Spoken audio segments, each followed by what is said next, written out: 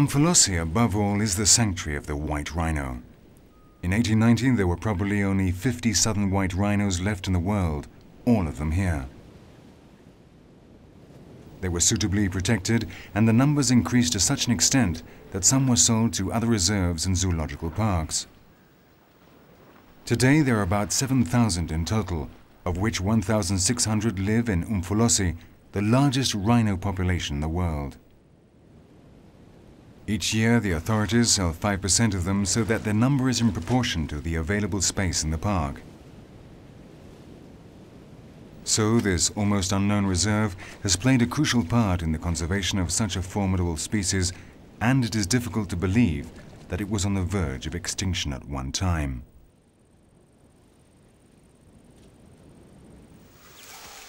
This is the black rhinoceros. It is smaller than the white rhino, and its upper lip is pointed rather than flat.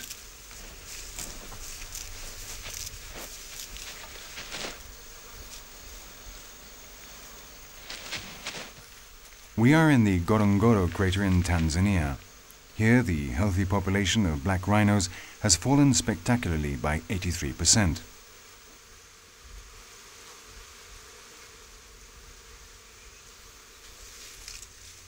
The security measures are never enough against well-armed poachers who have already murdered several park guards. In Umfolozi, however, the population is growing, and it now has 17% of the total world population of the black rhino, so guaranteeing future resettlements should they be necessary.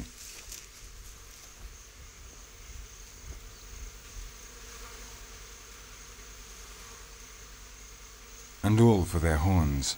China, Yemen, Taiwan and South Korea still use rhino horn as a remedy against fevers, as an aphrodisiac, and for making daggers. The prohibition of this trade raises the prices and encourages the poachers of the poor countries of Africa where the rhino lives. In this way, they have disappeared in all parts of the continent and only survive in a handful of national parks. And Umfolozi is the most important for its survival. South Africa is a rich country that can spend money monitoring the animals by means of microchips implanted in their bodies. Each rhino is submitted to almost constant monitoring within the huge but closed perimeter of the park. Also, if a poacher tried to sell a horn, it would be identified and its origin would be recorded in the microchip.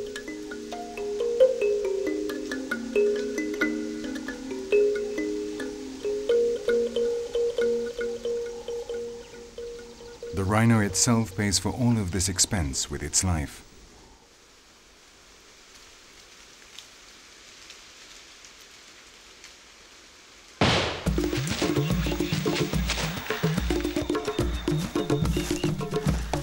Legal hunting of animals selected by park managers attracts money from all over the world and is a fundamental source of income for South Africa.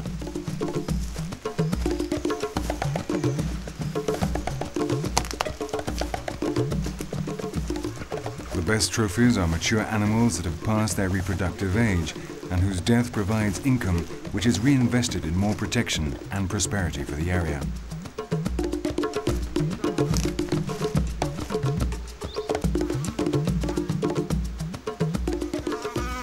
The success of the park means that the rhino population is always growing.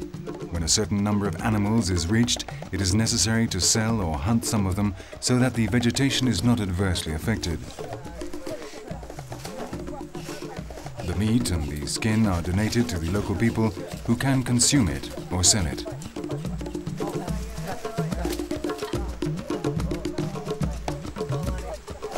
The sportsmen will return home happy, having spent a lot of dollars in a place where they are much needed.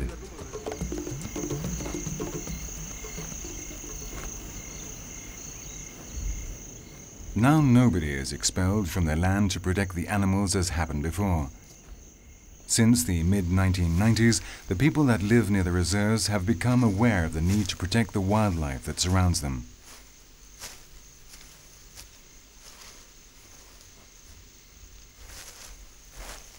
At present, part of the income from the parks of the Zululand region is distributed among the inhabitants of neighboring villages, with the result that some of these inhabitants have even started thinking about setting up their own wildlife reserves.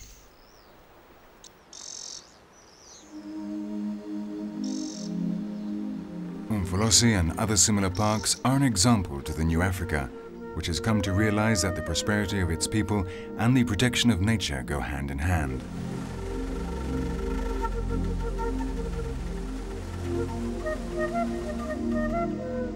Africa's natural heritage is a safe bet for those countries that know how to manage it correctly.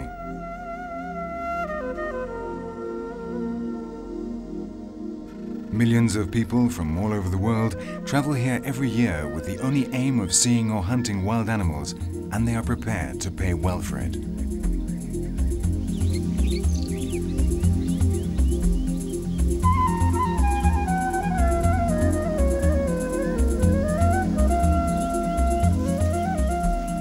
After all, it would seem that these two-horned titans may begin to reconquer their lost paradises, and with them all of those animals that have been or will be rescued from the red lists of animals in danger of extinction.